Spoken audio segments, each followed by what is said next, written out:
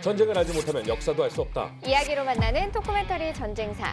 저희가 지금까지 쭉 근대 전쟁사에 대해서 살펴봤는데요. 그러다 보니까 이제 시청자분들께서 현대전은 또 언제 해주세요라는 반응이 있어서 저희가 또 충족시키는 소통의 방송 아니겠습니까? 그렇죠. 그래서 현대전 특집을 좀 해볼까 하는데요. 지금도 여전히 영유권 분쟁으로 핫한 지역 중에 하나입니다. 어딘지 감이 오시나요? 바로 포클랜드입니다.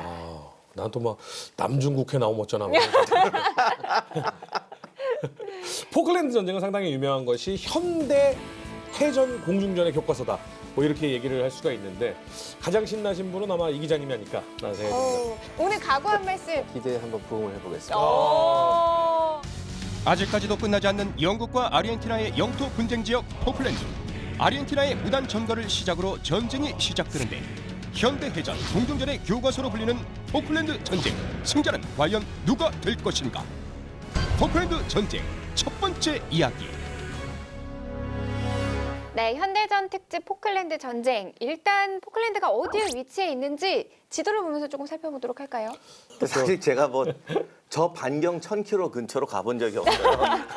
대한민국 국민 중에 간 사람은 0.1%도 안 돼요. 그렇죠. 남미를 일단 가기가 쉽지가 않아서. 아니 지도를 보잖아요. 네. 그러면 어디를 주로 보냐면 저 영국 왼쪽이나 아니면 태평양 왼쪽을 보거든요. 저 지대가 우리한테는 사각지대예요. 네, 맞아요. 안 가는 지대야. 정말 구석탱인데 사실 저기는 거의 남극권이에요. 그래서 옛날에 파나마 운하 같은 거 없을 때는 절로 돌아다녔기 때문에 저게 의외로 중요한 항로입니다. 그런데 1592년에 영국 배가 이 섬을 처음 발견했고요. 네. 1690년에 처음으로 상륙을 해서 포클랜드라는 이름을 지었대요. 이마 무슨 포클랜드 자작이라는 사람이 이름을 땄다고 그러는데 그런데 정작 여기에다가 정착촌을 건설한 거는 1764년입니다. 한참 뒤네. 네. 근데 여기서 미리 말할게. 이 발견이라는 게 최초 발견이라는 게 철저하게 저쪽 기준이에요. 그렇죠. 네, 그래서 그렇죠. 이게 참 세상이 좀 얄궂은 게 있긴 있어요. 아, 우리나라의 김무상 씨가 지나가다가 봤을 수는 있어요, 분명히. 그잖아요. 아르헨티나 사람들이 봤을 수도 있어요. 그럼요.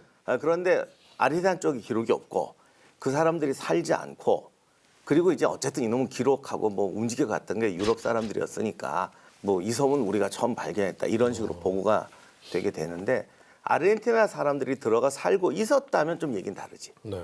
네, 그런데 발견 당시 무인도였고 1764년에 프랑스 사람들이 정작 들어가서 정착촌을 건설했습니다. 영국이 발견을 했다고 하지 않았었어요? 아, 이게 지나가다가 돈 주는 거 비슷해요.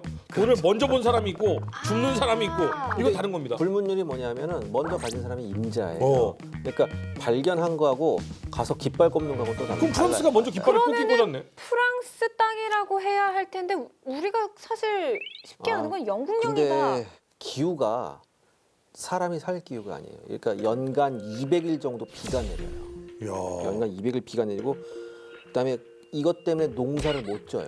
비가 너무 많이 네, 내서. 그리고 제가 허준 씨한테 하나 여쭤보겠습니다. 이게 남극의 요 주변에 네. 폭풍이 많이 치거든요. 네. 남극에서 부는 폭풍을 뭐라고 부르는지 아십니까? 남폭풍. 그걸 바로 우리가 블리자드라고 불러요. 아. 그래서 유명한 게임 회사 딱 보면 처음에 번개가 쾅 눈보라. 치죠. 예. 바로 이거예요. 이 지역에서 친 폭풍을 블리자드라고 해요. 보통 마법사들이 쓰는 그렇죠. 대규모 얼음 마법. 네, 이거를. 네. 네네. 그래서 포클랜드의 기후의 특징 매일 강풍이 분다. 아, 사람이 살기 굉장히 어려운 땅이에요. 그 자원도 없고 뭐 어업이나 좀 하던 데인데 네. 그런데 1766년에 프랑스가 스페인한테 또 팔았어요. 아, 어차피 안 살 거니까. 네. 이번엔 또 스페인인가요? 네. 네. 근데 이제 1811년에는 스페인 사람이 철수해서 무인도가 됐어요. 아, 다 버렸구나 이제. 예. 그런데 1816년에 또 아르헨티나가 스페인 식민지였거든. 네. 네. 스페인한테도 독립을 합니다. 그렇죠. 그리고 나서 1820년에 저 섬도 그럼 우리 거다. 이렇게 한 거예요. 하여간 이게 조금 떨어져 있는 섬의 영유권이 항상 문제예요. 바다, 육지에서 얼마나 떨어진 바다까지 우리 거냐라는 게 저기 영토 분쟁할 때 중요한 논쟁이니까. 네. 그런데 아르헨티나 우리 거다 그러고 살았으면 괜찮은데 네. 독일 해적한테도 불화를 줬다고 그러더라고. 독일이요? 해적한테. 독일 사람한테 불화를 줬는데 네. 얘들이 여기를 해적으로 쓴 거죠. 해적 소굴로. 네. 1833년에 영국이 해적 소탕한다고 섬을 다시 점령했고 요때 아르헨티나 사람 조금 들어와 있던 건데 다시 내쫓았어요. 아. 그리고 100년 동안 영국 영이라고 지배를 해온 거죠. 그러니까 여기서부터 벌써 애매해진 거예요. 네. 그러다 보니까 1946년 이래로 아르헨티나하고 영국이 협상을 했는데 지지부진하고, 저게 또 왜 1946년이냐면 2차 세계대전 끝나고 나니까 영국이 전 세계에 깔아놓은 특히 섬들 네, 많죠. 무자비하게 많아요. 네. 그거 일일이 하느라고 내가 영국 외무장관하면 머리 터졌을 것 같아. 이거 우리 같으면 네. 영국 영에 있는 무슨 섬 하나가 독립한다 안 한다 그러면 온 국민이 다 알 거 아니에요. 네. 그렇죠. 너무 복잡하니까 어떤 건 수상도 모른대요. 아. 하다가 나중에 보는데 여기 독립했어? 독립했냐? 아니 근데 사실은 이럴 수밖에 없는 게 1800년대에 이 정확한 영토의 선이 생기기 시작하는 게 요 당시쯤 아니었습니까? 그러니까 근데 왜냐하면 15세기 경부터 내려오는 이제 국제적인 불문율이 뭐냐면 네. 먼저 깃발 꽂는 게 인자다 네. 이렇게 했는데 이런 복잡한 상황이 되니까 이제 아르헨티나가 자기 영유권을 주장한 이유는 딱 하나예요. 우리 영토에서 가장 가깝다. 이게 유일한 근거가 됩니다. 네. 그래서 이렇게 얘기하면서 또 하나 20세기가 되면서 이제 시대가 변하니까 이제 경제 상황이 변하잖아요. 1946년 쉽게 말해서 2차 대전 이후에 어떤 일이 있게 되냐면 이때부터 이제 원양어업이 발달하면서 여기가 어업 전진 기지로서의 최적의 조건이 되는 섬으로 떠오릅니다. 그 다음에 1960년대 중반에 대단히 중요한 보고서 하나가 작성이 됩니다. 뭐요? 석유 발견? 예, 거대 석유회사 쉘이 작성한 보고서인데요. 뭐 이런 얘기가 나왔습니다. 포클랜드 군도와 파타고니아 해안 사이에 쿠웨이트의 총 매장량을 능가하는 석유가 매장되었을 우와. 가능성이 있다는 근데 매장된 게 아니고 가능성이죠. 가능성. 근데 한 방 터지면 대박이에요. 아, 그게 한 방이거든. 그 한 방 때문에 여러 사람 고생했어요. 그렇죠. 지금 맞는 말씀이 지금 현재 석유 매장 가능성을 그 조사하는 기준과 1960년대 그 조사하는 기준이 달랐어요. 대단히 달랐거든요. 근데 이때 이게 석유 매장량 가능성을 조사하는 기관은 국가기관이 아니라 이런 거대 석유 자본 회사였어요. 근데 이 석유 자본 회사가 특히 쉘이 되게 유명했는데 몇 군데를 찍어서 해본 결과 여기에서 이제 왜 탐침봉이라고 하나 네네. 이렇게 깊게 꼽아서 박잖아요. 이게 네. 이건 가능성이 분명히 있다. 그러면서 이게 발표가 되면서 여기에 이제 어떤 그 서방 세계의 어떤 투자의 움직임이 약간 있었어요. 그러면서 이제 아르헨티나 입장에서는 이걸 욕심 안 낼 수 없는 상황이 없죠, 되는 거죠. 당연히. 쿠웨이트 매장량을 능가하면요. 아르헨티나 전체 GDP가 몇 배가 성장할지 몰라요. 아니 근데 그렇기 때문에 분명 이제 아르헨티나 입장에서는 이거를 호락호락하게 영국에게 가져가라라고 할 수는 절대 없는 상황인 것 같아요. 지도상 보면 아르헨티나 코앞인데 영국은 그쵸. 너무 멀잖아요.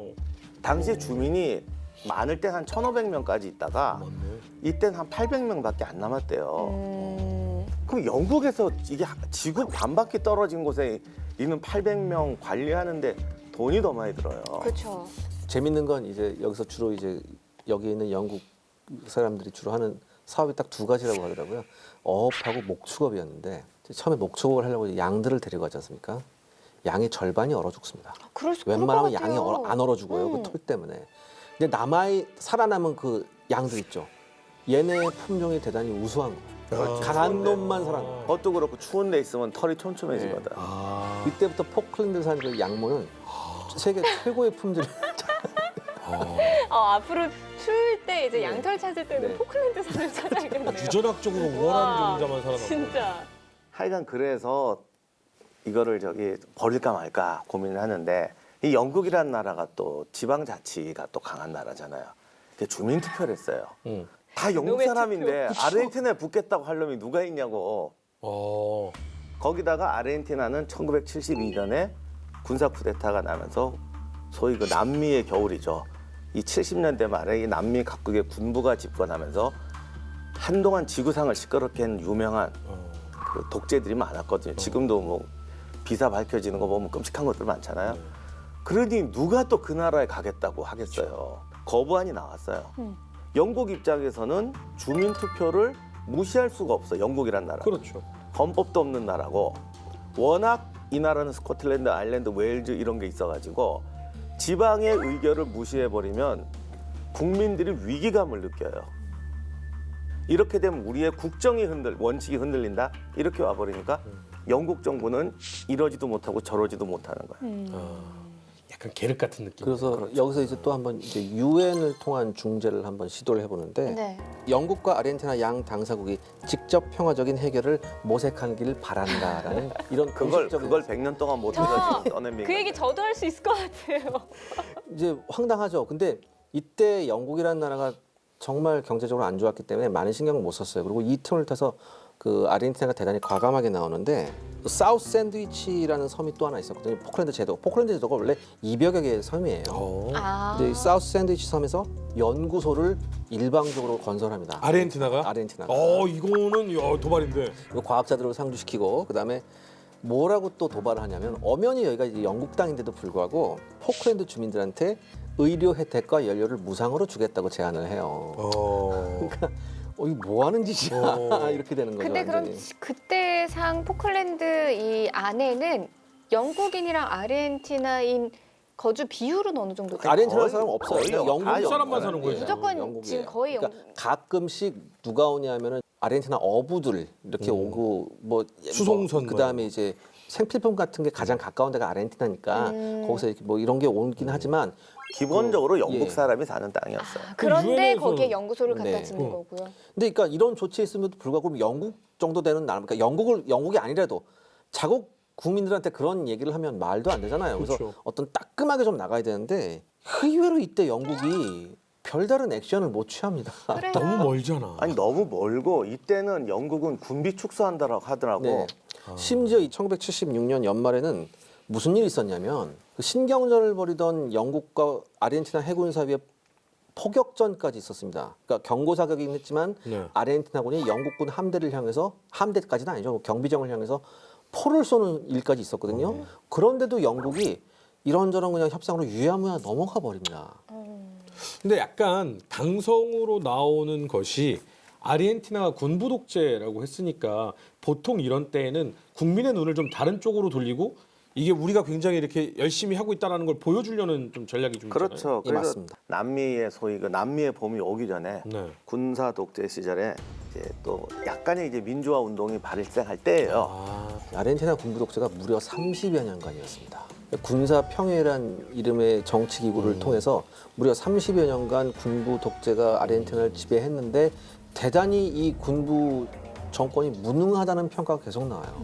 그러니까 1970년대 중반에서 80년대 초반 사이 되면은 거의 하루도 빠짐없이 데모대가 부에노스아이레스 시내를 휩쓸고 다닐 정도였습니다. 거기에 대해서 군인과 경찰은 심지어 발포까지 하는 아이고. 상태가 나타납니다. 그러니까 이게 남미도 그렇고 저 북아프리카 뭐 이런 데도 그렇지만은 군부가 집권을 하면은 항상 내세우는 건 힘이에요. 그런데 항상 그 힘이 국민을 향해 가지 바깥으로 가는 경우는 거의 없어요. 그렇게 되면 가끔 군부 독재가 위기에 빠지면 전쟁을 일으켜요. 네. 근데 이게 망해가는 공식인데 자기네 국민 두드려 패던 군대치고 밖에 나가서 잘 싸우는 군대는 절대 없어요. 이건 정말 역사가 증명하는 거야. 그래서 밖에 나가서 건드릴 때 꼭 나름 만만한 걸 봐요. 근데 또 재미난 게 늘 맞던 애 패면 별 의미가 없거든요. 사람들한테 뭐 좀 감동을 줘야 될 거 아니에요. 과거에 한가닥 하던 그렇죠. 회비급 좀 되는 하나를 패야지. 당시에 그 아르헨티나 언론에서 연일 나오는 보도 내용이 뭐였냐면은 영국은 이빨 빠진 사자라는 얘기였습니다. 그래서 발톱이 남아있거든. 예. 근데 영국이 어느 정도 상황이 안 좋았길래 근데 그래요? 참 영국이 유럽에서 가장 먼저 징병제를 폐지한 나라가 영국입니다. 군대를 유지를 할 수가 없으니까 저희가 사실 2차 대전 때 예. 많이 배우긴 했죠. 1965년부터 전면 폐지하고 이때부터 직업군인제로 가요. 네. 이게 가장 상징적인 뭐냐면 그때 EU에 들어가려고 네. 영국이 우리 좀 EU에 넣어줘 그랬더니 니네 같은 병자는 안 받아고 이제 거부를 했어요. EU에서 거부를 했어요? 예, 지금은 좀 반대 상황이 됐는데 그랬더니 탈퇴를 했네요. 그러니까 이게 지금 다 얽히고 섞인 거야. 감정이 그 유럽 애들도 감정은 오래 가더라고. 뒤끝 없는 사람은 없어 인간아. 또 하나 여기서 결정적인 런던 주재 아르헨티나 대사의 정세 보고서가 이제 아르헨티나 정부에 들어가는데 그 내용이 이겁니다. 영국의 해군력은 사실상 없는 것이나 마찬가지며 해외에서 벌어지는 어떤 사건에도 파병을 결정할 만한 여유가 없다. 기회네요. 네. 아르헨티나 입장에서는 그냥 우연우연 그냥 이렇게 넘어가서 그렇죠. 정착을 하면 자연스럽게 좀 이렇게 자기네 땅으로 좀 가져올 수 있지 자연스럽게 않을까요? 하면 정부가 그렇게 보여줄 하면 수가 티가 없잖아. 안 나죠. 그럼 자연스럽게 돌아가셨으면은 내가 잘하는 게 없잖아. 그렇지. 돌아가시기 직전에 한 대 아, 패줘야 그래도 일단은 갖는 게 우선 아닌가요? 저 군부는 지금 그게 중요한 게 아니에요. 포클랜드가 중요한 게 아니에요. 그래서 한 방 쳤다. 이게 중요하거든요. 아르헨티나 정부도 믿어 의심치 않았죠. 이거 조그만 이 불모의 섬 때문에 영국이 절대 대규모 함대를 파견하지 않을 아닐 거라는 것이다. 아니랬네 왜냐하면 좀. 영국에서 포클랜드까지 13,000km가 떨어져 있는데 당시 요 직전에 영국은 마지막 남았던 정통항공 뭐라고 해야 됩니까? 그러니까 팬텀기를 날릴 수 있는 항공모함을 포클랜드 전쟁이 일어나기 직전에 폐기시켰어요. 폐기시켰다고요? 아 운영할 돈이 없어서. 돈이 없어서. 그때 없어진 배가 요즘 영국 그 새로 뜨는 야크로열호예요. 그러니까 포클랜드 전쟁이 터지고 나서 많은 그 영국군 해군 관계자가 땅을 쳤다고 하잖아요. 야 이거 한 몇 년만 좀 늦게 했으면 이거 팬텀기 띄울 수 있었는데. 그러니까 저렇게 먼 거리면 항모가 있느냐 없냐가 엄청 큰 차이니까. 그렇죠. 그리고 아르헨티나는 13,000km를 오다 보면 얘들 파산한다. 근데 정말 심각했어요 그때. 내내 그때 파업하고 당시 그 영국병이라고 그때 70년대 때 영국 파업하면 정말 유명했습니다. 좀 강성 파업들이 예, 많았었죠. 강성이냐 온건이냐가 문제가 아니라 파업이 미치는 경제적 효과의 문제인데 당시 영국은 오히려 대단히 노조가 없었어요. 오. 그게 정부 입장에서 보면은 막 총파업하고 되게 무서워 보이잖아요. 근데 사실 총파업을 하면 이쪽도 많이 못해요. 그리고 협상을 한 군데만 하면 되거든요. 예. 그 대표가 있으니까. 근데 또 영국이 대기업이 적고 이런 그 알콩달콩한 기업이 참 많거든. 개별 노조가 네. 개별 파업. 동네방네 파업인데 그때 유명했어. 어떤 업무도 하루에 볼 수 없다는 거야. 아 이게 이쪽이 일하면 저쪽이 쉬고 파업하고 그렇죠. 그래서 저쪽이 뭐 일하면 이쪽이 파업. 은행에 가서 뭐 찾아가고 우체국에 가서 뭐 붙이려고 그러면 둘 중에 하나 파업하고 있고. 그리고 우리가 알고 있는 세상의 모든 직업은 다 파업을 해요. 아, 영국은 지금도 재밌는 게 지하철 파업하잖아요. 역 단위로 파업을 해요. 아하. 그러면 강남역 지금- 파업한 다음에 선릉역 파업하고 역상역 파업하고 이런 네, 식이에요? 아니, 파업하는 역은 지나가요. 아 지나가요? 그러니까 항상 어느 역 하나는 파업하고 있어요. 나 강남역에서 내려야 되는데 그냥 지나가는 아 거예요. 그러면 진짜로 거기에 지리에 빠삭하고 파업 상황을 잘 모르는 사람은 내리려고 하다가 못 내리겠네요? 아니 그냥 항상 다음 역은 열려 있으니까 그러니까 5분만 걸어가세요. 그런 그 파업의 여파가 영국 산업 전반으로 미칩니다. 특히 영국이 그렇게 처음에는 이제 관광 산업에 그렇게 목을 매던 나라가 아니었는데 70년대 제조업이 워낙 부진하니까 좀 관광 산업도 좀 활성화시켜 보자 했거든요.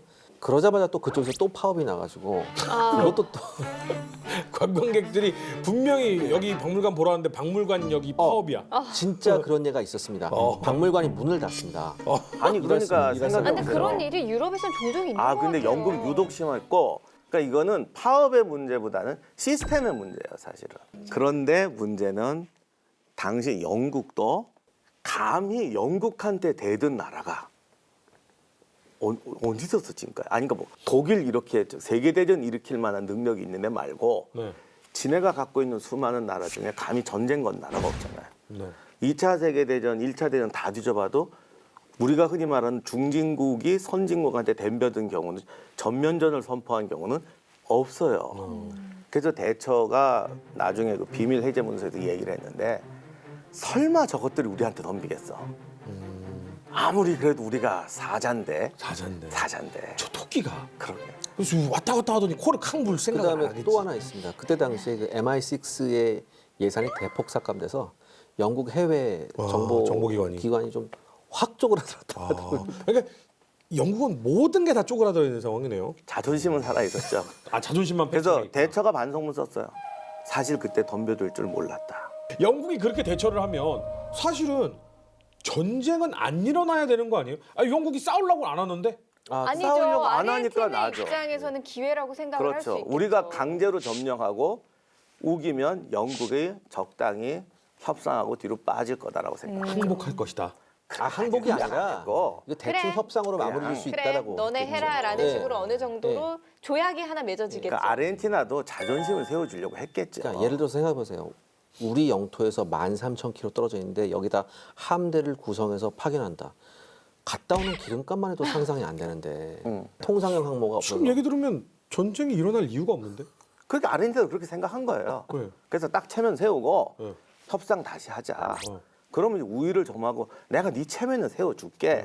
이러기를 원했던 거죠. 그러니까 이렇게 잘 마무리되는 게 아닌가요? 근데 여기서 이제 그러면서 뭔가 다른 걸 해요, 아르헨티나가? 이 81년 12월에 네. 국기 사건이라는 자그마한 사건이 하나 일어나. 국기요? 예, 태극기 할 때 그 국기. 그 국기 예, 예. 사건이죠. 이제 아르헨티나에서 이제 고물상 하시는 양반이 하나 있어요. 이제 콘스탄틴 데비도프라는 나이 40 먹은 양반인데. 고물상을 하기엔 이름이 굉장히 거창하죠. 콘스탄틴. 근데 이 사람이 이제 소문을 들어요. 이 포클랜드 사우스 조지아 섬에 가면 고철이 널려 있다. 왜? 여기가 이제 예전에 이제 고래잡이 배들이 많았었거든요. 그러면서 이게 완전 폐허가 되면서 여기 고철이 넘쳐난다. 그래서 야 여기 들어가면 한몫 단단히 잡을 수 있겠다고 생각을 했어요. 그래서 준비를 합니다. 그래서 합법적으로 들어가기 위해서 스코틀랜드 에딘버러에 있는 크리스찬 생베이션이라는 회사하고 계약을 맺어서 그 회사 명의로 이제 들어가서 고철을 수출할 수 있는 그래서 네. 60명의 인부를 꾸려서 이 사우스 조지아 섬으로 들어가요. 그래서 고철을 많이 모았어요. 경쟁자도 없이 고철을 정말 그쵸? 잔뜩 모았어요. 그날 아주 기분이 좋았나 봐요, 이 사람들이. 그러면서 저녁에 모여서 이제 한잔 하고 있었는데 약간 술이 들어가니까 약간 좀 간이 부었나 보죠.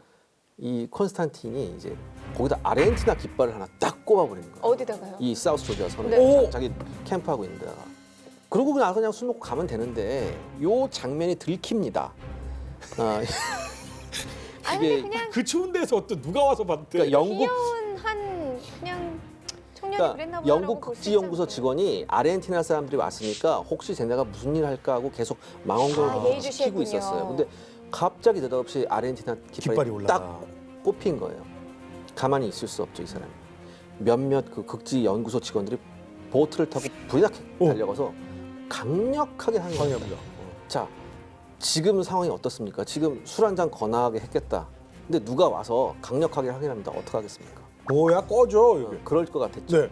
이 콘스탄틴은 그대로 깃발을 내립니다. 오호. 미안. 딱 그러면서 온 김에 우리하고 한잔 할까? 그러면서 같이 화기애애하고 술 먹고 보내요. 이 사람들을. 아름다운 이야기. 예, 아니 왜냐면 콘스탄틴 입장에서도 사실은 그런 아름답네. 의도가 아니었잖아요. 네. 그냥 기분이 좋아서 꽂은 거지. 이걸 뭐 나라를 네. 위해서 내가 이걸 갖겠다 이게 보냈어요. 아니었으니까. 자, 근데 이제 문제는 이렇게 해서 아름답게 끝났잖아요. 영국 그 연구소 직원들이 술 한 잔 먹고 와서 뭐. 오버하기 시작하는 거야. 야, 걔네가 와서 아르헨티나 깃발 꼽았는데 내가 가서 한마디 하면 깨갱하더라, 얘네들이. 그러면서 바로 깃발 내려. 내가 이런 사람이야. 근데 이게 작은 섬이잖아요. 네. 삽시간에 소문이 퍼지는 거예요. 근데 뭐 별 문제 없는데. 근데 왜? 가끔 보면 이제 어느 지역사회나 항상 과격파가 있어요. 음. 몇몇 이 분노한 농부들이 아르헨티나 국영 항공사 사무실이 하나 있었거든요. 네. 거기 포클랜드에 거기에 몰려가서 밀창을 깨고 난동을 부립니다. 아, 그러니까 꼬리를 내렸다라고 얘기했음에도 불구하고 네. 그래도 용서 못해. 왜냐하면 감히 더러운 아르헨티나놈들이 우리 땅에다 깃발을 꼽았다 이렇게 하면서 근데 당시에 포클랜드는 뭐 아르헨티나 공관 같은 게 있을 리가 없어요. 그렇죠. 그러니까 이 항공사가 그냥 거의 그냥 유일한 아르헨티나의 무슨 상징할 수 있는 사무소인데 거기서 작사를 내는 거예요, 완전히. 그러면서 이 항공사 직원이 겁에 질려가지고 아르헨티나 본토로 전화를 할 정도였었거든요. 그러면서 이제 뭐라고 밖에다 써놓냐면은 이렇게 써놨습니다. 대영 제국 만세. 이것까지는 좋아요. 근데 밑에다가 아르헨티나 애들 까불면 코피 날 줄 알아라. 막 이렇게 막 써놓은 거예요. 코피 날 줄 알아라고 썼다고요? 예. 진짜예요, 진짜예요. 아 그래요? 예. 아 그때 당시에 어휘가 그런 식으로 예. 쓰였군요. 예. 근데 이게 아르헨티나 정부로서는 절묘한 치욕이죠. 트집거리가 됩니다. 예. 트집을 잡습니다. 여기서부터. 네. 아하.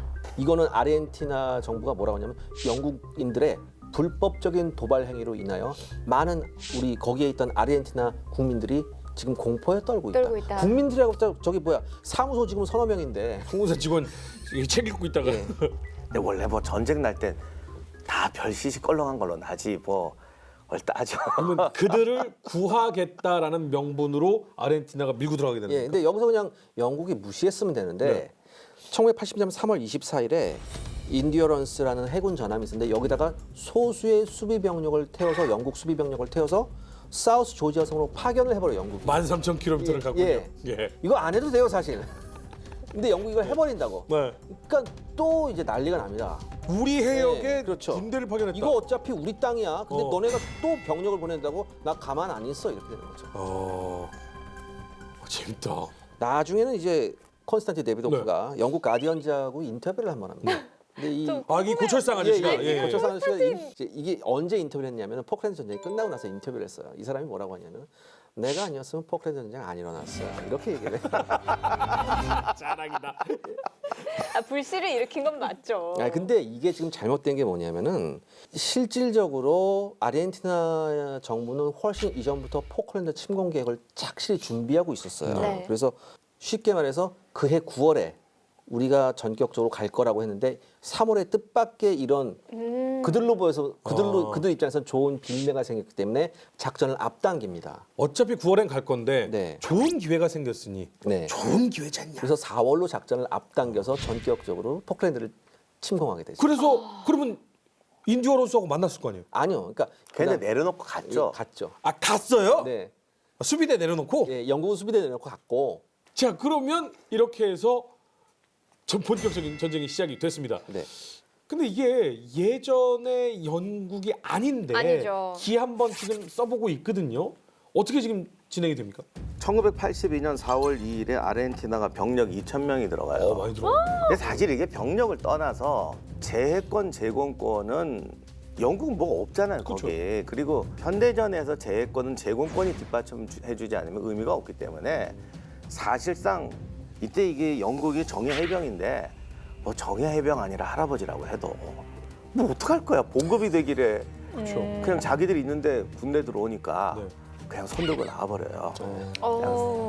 이게 이제 로사리아 적전이라는 건데 이 로사리오라는 말은 아마 윤전 아나운서가 카톨릭 신자니까 아실 네, 거예요. 맞아요. 그렇죠. 묵주를 뜻하잖아요. 그러니까 사실 조그만 그러니까 100여 명 정도에 있는 조그만 섬을 점령하는 작전이기 때문에 2,000명까지 사실 파견할 필요도 없었는데 이때 아르헨티나군이 이 포클랜드 해역에 파견한 병력 규모를 보면 엄청납니다. 보통 우리가 태스크포스라고 하죠. 이 태스크포스를 이제 스페인어로는 이제 타스카프의 라쪼라고 하는데 제20 타스카프의 라쪼를 보냈어요. 그러니까 이 안에는 아르헨티나군의 유일한 항공모함 멘티싱코 데마요. 그러니까 항공모함까지 보냅니다. 항모가 떴다고요? 이 짧은 거리에? 네. 그다음에 짧진 않아요. 580km 정도 400km, 580km 500km 정도. 580km 정도. 꽤 떨어져 있어요. 근데 여기 그 다음에 이제 제네럴 벨그라노라고 해서 순양함까지 파견하고 그 다음에 정예 해병대 병력하고 육군 특수부대에서 차출된 900명의 병력, 그 다음에 80명의 해병대.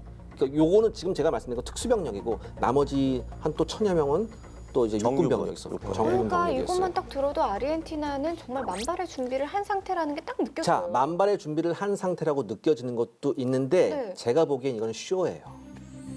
그러니까 아. 니네 우리 이 정도니까 네, 쇼예요. 이거 맞겠다고 방어하러 오지 마. 네, 왜냐하면 이때 그 군부독재 원래 언론 싫어하는데 이때 정말 많은 아르헨티나 기자들하고 같이 가요. 그래서 아하.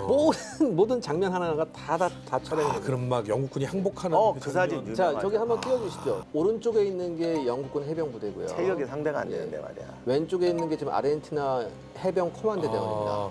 얼굴은 뭔가 되게 전투를 열심히 준비한 것 같이 탁 색칠을 했는데 바로 그냥 항복하고 나오셨네. 그 다음에 그 다음 장면이 굴욕적이다. 이 장면이 나가자 많은 영국 국민들이 분개합니다. 왜냐하면 이게 대단히 굴욕적인 장면이거든요. 그쵸. 지금 쭉 엎드려 있는 게 영국 해병들이 항복해서 쭉 엎드려 있고 아르헨티나군 해병대들이 이렇게 서 있는데 대단히 굴욕적인 이 장면을 보고서 영국 국민들이 완전 이건 쉽게 말해서 뚜껑이 열릴 정도로 심지어 2차 대전 때 독일군이 영국군 포로를 잡은 사진을 보면 저렇게 안 영국군들 그냥 서 있잖아요. 네. 한 곳에 모여서 서 있거나 앉아 있잖아요. 네. 근데 이거 완전히 뭐냐면 범죄자 취급이잖아요. 뭐 영화나 드라마에서 마약범 잡았을 때 저렇게 해놓거든요. 네, 네. 저런 장면이 나왔단 말이죠.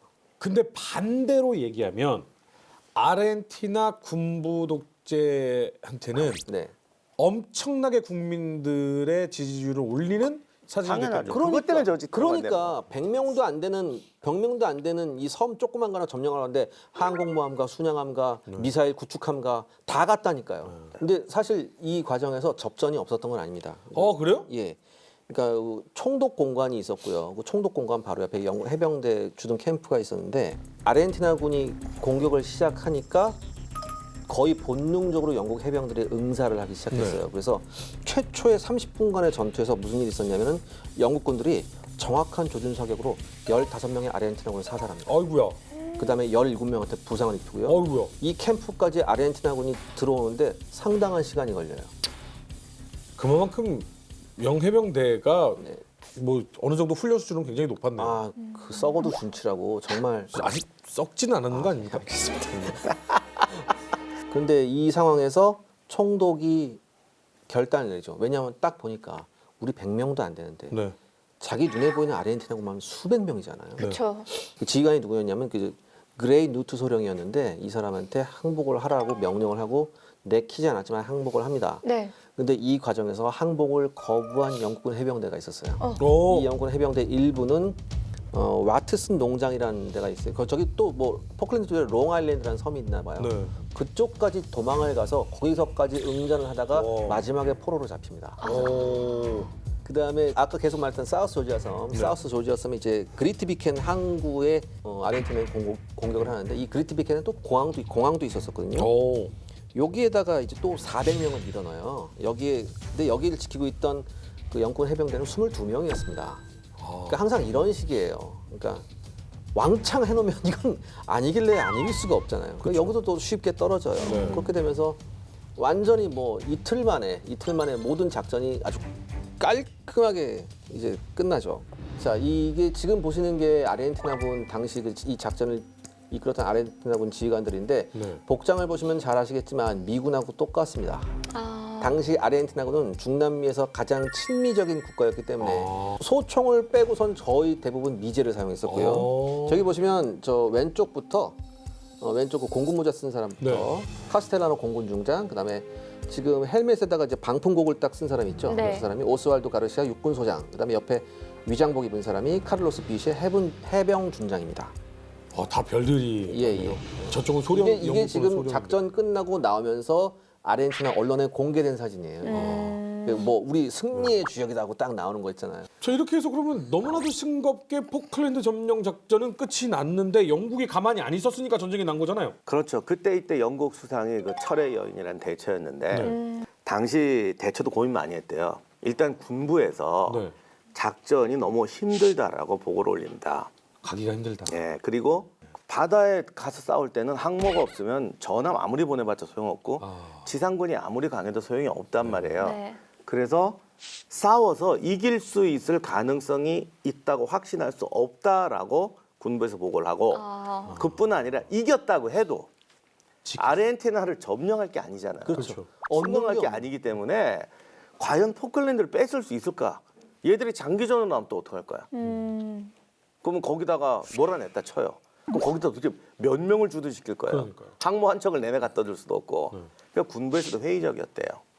그런데 이제 대처가 이 우리나라에도 보도가 된 얘기인데 이런 말을 하죠. 그래서 자기 심장을 칼로 겨누는 듯한 느낌이었다. 내 평생의 집권 중에 가장 어려운 시기였다라고 말을 해요. 여기서 하던 말이 대영 제국의 자존심인데 1936년 11월 12일에 하원 의원이었던 처칠이 네. 하원 연설에서 이런 말을 해요. 만인의 시선이 영국을 향하던 시절이 있었다. 이제 그런 호시절은 지나갔다. 궁핍과 고난의 세월 동안 우리가 이룬 것은 아무것도 없다. 이게 1936년이야. 그때부터 지금까지 계속 안 좋잖아요. 내리막길. 대처가 이 연설문은 영국에 있는 의원 정도 되면 모르는 사람이 없어요. 자, 이제 82년이야. 대영 제국 영토도 지키지 못하는 종이 호랑이 신세로 온 세계에 이제 우리가 공포되면 더 이상 이 몰락을 막을 방법이 없다. 아, 고로 우리는 선택의 여지가 없다. 마지노선. 이게 마지노선이다. 물론 전쟁의 성공 가능성은 희박하고 실패하면 우리의 자존심은 더 추락할 것이며 그렇죠.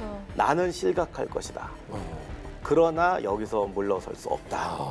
그래서 군부까지 설득을 해서 밀어붙이는데 아 밀어붙여요. 그래서 반격 이렇게 가요. 근데 이게 다른 건 다 빼고 대처도 뭐 좋아하는 사람 호불호가 갈리지만 네. 이 양반이 정말 강철 심자인 건 맞는 게 대외적으로 알려진 거와 다르게 미국은 계속 중재를 하려고 그랬어요. 레이건이 직접 전화를 해서 싸우지 말라고 그래요. 대처한테. 예, 그러다 거부합니다. 그런데 이제 전쟁이 이건 나중 얘기인데 전쟁이 시작된 다음에 네. 레이건이 다시 중재하려고 노력하다가 대처한테 이런 말을 해줘. 여기서 그만두고 제발 그만두고 유엔에다가 심의를 넘기자. 그랬더니 대처가 뭐라고 그랬는지 알아요? 그래서 자존심이 있죠. 다음에 미국이 알래스카를 침공당하면 내가 그대로 말해줘. 어. 야! 이야! 세다. 그 전에, 자존심만큼은 그 전에 이런 안 말도 놓치네. 했습니다. 미국은 진주만을 폭격당하고 나서 일본과 협상을 시도했나요? 오. 유엔에 결의한 대로 아르헨티나가 즉시 군대를 철수시키기 전에 우리는 그들과 어떤 협상도 하지 않을 겁니다라고 했어요. 그러니까 이때 당시에 유엔이 또 뭐가 있는데 이건 조금 나중에 말씀드리고 진짜 센 발언 아니에요? 로사리아 작전이 끝나고 나서 재밌는 건 뭐냐면은 아르헨티나군의 행동입니다. 거기서 영국군 포로를 잡았잖아요. 네. 전쟁 포로잖아요. 그럼 당연히 전쟁 포로는 억류를 시켜야 된단 말이죠. 네. 근데 전부 다 추방해서 영국으로 돌려보내줘요. 이 영국 포로들을 왜요? 집에 가라고? 아르헨티나가 아니 왜냐면 사실은 침공의 빌미를 안 주려고 그랬겠지. 네. 여기에 군인들 다 보내고 나면은 안 들어오겠지.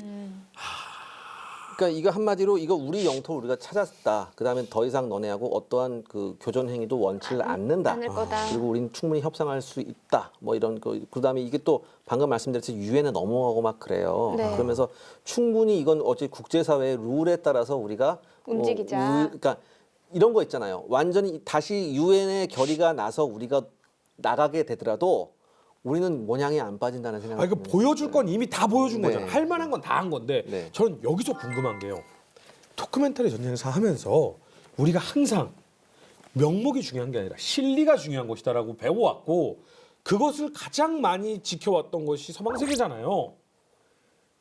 근데 이건 완전 반대네요. 정말 우리가 흔히 하는 국 막걸리 한 잔 들이키고 자존심 지킬래라고 한 거죠. 아니죠. 그건 사실 자존심이라는 표현을 하긴 했지만 영국 입장에서는 경제적으로도 어렵고 네. 그리고 영국 사회 자체가 굉장히 당시 분열돼 있고 침체돼 있어요. 네.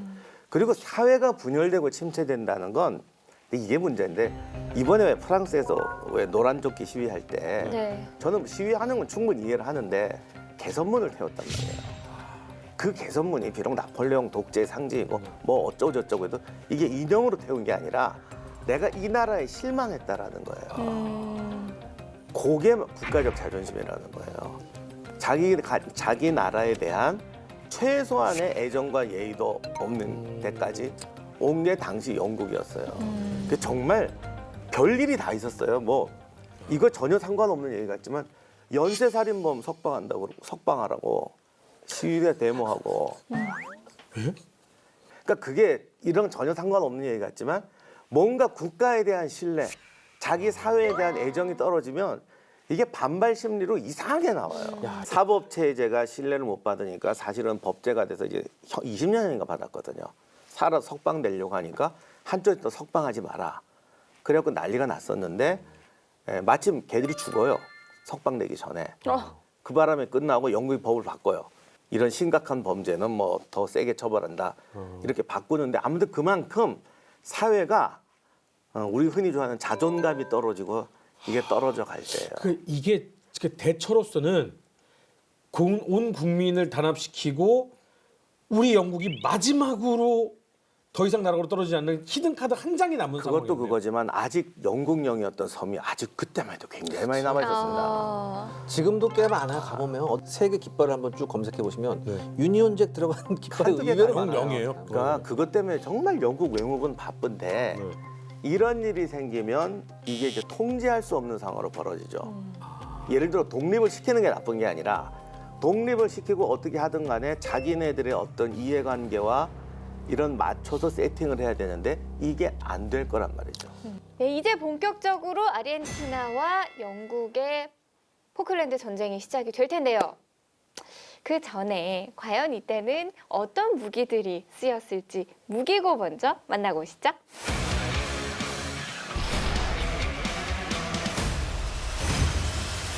무기고에 오신 걸 환영합니다. 냉전이 절정에 달했던 80년대 초 엉뚱하게도 남미의 군사 강국과 유럽의 노대국이 전쟁을 벌입니다. 바로 영국과 아르헨티나의 포클랜드 전쟁이었죠. 오늘은 포클랜드 전쟁에서 쓰인 무기들을 알아보겠습니다. 먼저 해상 무기입니다. 영국 해군은 총 30척의 함선을 포클랜드 전쟁에 참가시켰습니다. 그중 만재 배수량 28,000톤급의 허미즈 항공모함은 기함이었습니다. 1959년부터 영국 해군에 취역한 허미즈는 비교적 낡은 경항공모함이었죠. 포클랜드 해전 당시에는 28개의 시해리어 함재기와 9대의 시킹 헬기를 그야말로 배 구겨 넣다시피 해서 갔습니다. 반면 또 다른 경항공모함 인빈서블은 1980년에 취역한 최신의 항공모함이었습니다.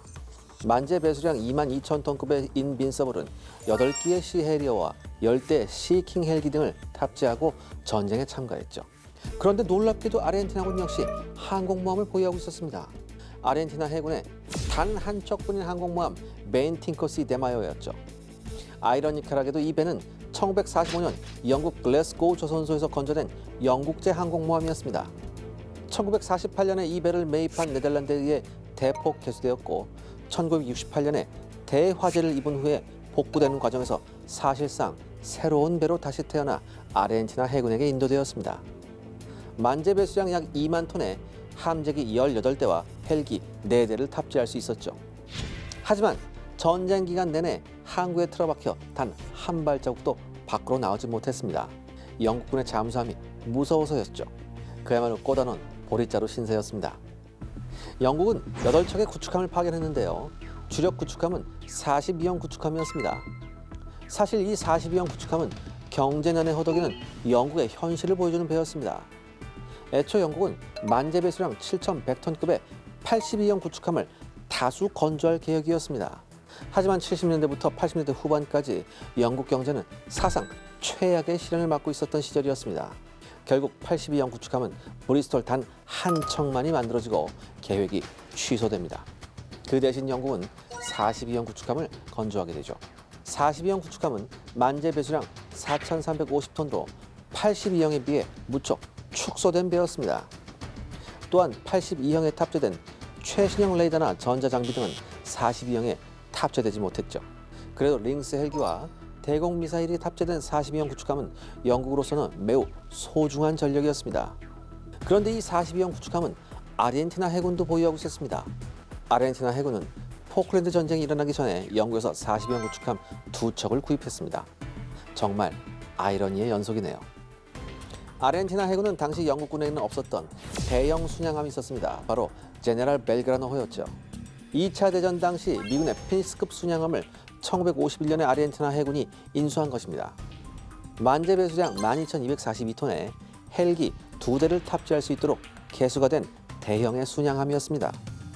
2차 대전 때 배답게 6문의 150mm 함포와 5문의 130mm 함포가 탑재되어 있었고 다수의 40 및 20mm 대공기관포가 설치되어 있는 배였습니다. 특히 현대화 기술을 통해 영국제 시캣 함대공 미사일까지 탑재한 배였죠.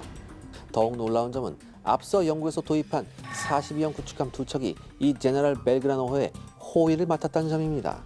참 아르헨티나 해군은 영국과 인연이 깊습니다. 영국 해군은 만재 배수량 3, 4천 톤급의 프리기탐 15척을 역시 전쟁에 참여시켰습니다. 순양함이나 구축함이 부족했던 영국 해군은 프리기탐으로 그 역할을 대신했죠. 아무튼 영국으로서는 사력을 다해 모든 해군령을 쥐어짰다는 얘기죠. 그래도 전통의 영국 해군답게 함정에 탑재된 헬기를 운영하는 능력에 있어서는 영국 해군이 아르헨티나 해군을 압도했습니다. 특히 링스 헬기와 신형 시스쿠아 미사일의 조합은 영국 해군의 히든 카드였습니다. 실전에 배치된 지 1년이 채 되지 않은 시스쿠아 공대함 미사일은 적의 대공화기가 미치지 못하는 거리 밖에서 시속 885km의 속도로 수면 1.8m 위를 초저공으로 날아가 적함의 외부 장갑을 관통하고 내부에서 폭발하도록 설계되었습니다. 당시 해상에서 헬기를 거의 운용하지 못했던 아르헨티나 해군에겐 지역에서 온 사신이나 다름없었죠. 포클랜드 전쟁에서는 양국의 잠수함도 활약을 하였습니다. 영국은 총 6척의 잠수함을 포클랜드 해역에 파견했는데요. 그중 무려 5척이 원자력 잠수함이었습니다. 멜리언트급 원잠은 1966년에 취역한 비교적 구형의 잠수함이었습니다. 5,000톤급의 배수량에 533mm 어뢰와 하푼 대함 미사일로 무장한 잠수함이었죠. 처칠급 원자력 잠수함은 콩코르를 비롯해 2척이었습니다. 1971년에 취역한 처칠급은 4,900톤급의 잠수함으로서 역시 533mm 어뢰와 하푼 대함 미사일로 무장한 공격 원잠이었습니다. 또한 스위프트 슈어급 원잠도 2척이 투입되었죠. 1979년에 취역한 최신의 공격 원잠인 스위프트 슈어급 잠수함은 533mm 어뢰와 하푼 대함 미사일 그리고 토마호크 순양 미사일까지 탑재한 강력한 공격 원잠이었습니다. 반면 아르헨티나 해군은 단 2척의 통상형 디젤 잠수함을 사용했습니다. 그중 한 척인 산타페오는 1944년에 생산된 미국의 캣피쉬급 잠수함이었죠. 한국 전쟁에도 참가한 바 있는 이 잠수함은 1971년에 아르헨티나 해군에게 인도된 잠수함이었습니다. 다른 한 척은 독일제 209급 잠수함인 산루이스였습니다. 1974년에 아르헨티나 해군에게 인도된 209급은 당시 아르헨티나 해군으로서는 최신형 잠수함이었습니다. 이상으로 포클랜드 전쟁에서의 양측 해상 전력에 대해 알아보았습니다. 전 세계의 이목이 남반구의 작은 섬에 집중되었습니다. 해상전의 결과는 어땠을까요?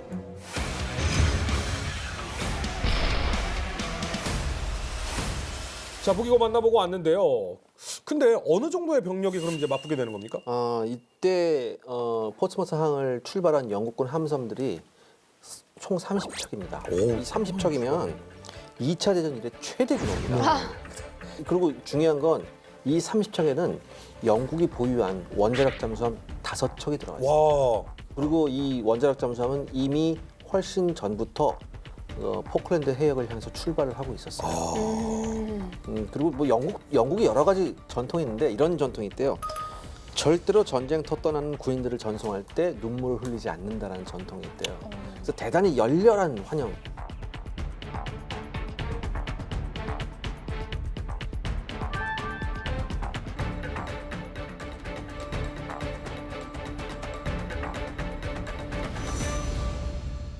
근데 사실 잠수함이라는 것이 현대전에 들어서는 가장 강력한 해전의 좀 도구로 사용이 되잖아요. 더군다나 그때 당시에 영국이 파견한 5척의 원잠은 대단히 강력한 공격 원잠이었어요. 그러니까 어뢰와 대함 미사일 그리고 일부 잠수함은 토마호크 순항 미사일까지 탑재하고 있었고요. 토마호크가? 예. 당시 아르헨티나는 이 포클랜드 해역에 투입할 수 있는 잠수함이 통상형 디젤 잠수함 2척이었습니다. 예. 근데 이 어떤 자막 능력이나 작전 범위 이런 건 뭐 비교할 수가 없었죠. 자, 그럼 일단은 해군 전력에서는 영국이 압도적으로 높거든요. 네. 다른 전력들도 가나요? 다음 이야기. 아르헨티나의 무단 점거와 도발로 제대로 굴욕을 맛본 영국.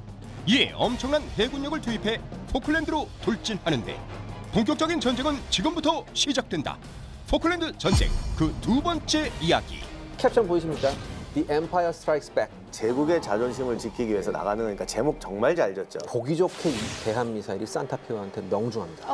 헬리콥터가 잠수함을 잡다. 네, 원래 이런 잠수함 킬러는 하늘에 있어요. 전격적으로 대기하고 있던 모든 특수부대 병력들을 헬기에 태워서 보냅니다. 그 다음에 구축함들을 동원해서 사우스 조지아 섬에 있는 아르헨티나군 수비대를 향해서 함포 사격을 개시합니다. 특수부대가 내리니까 모든 병력들이 전부 다 총을 내들고 항복을 합니다. 이집트, 이스라엘 그때 당시와 똑같아. 이런 영국의 분위기에 찬물을 끼얹는 한 가지 사건이 발생합니다.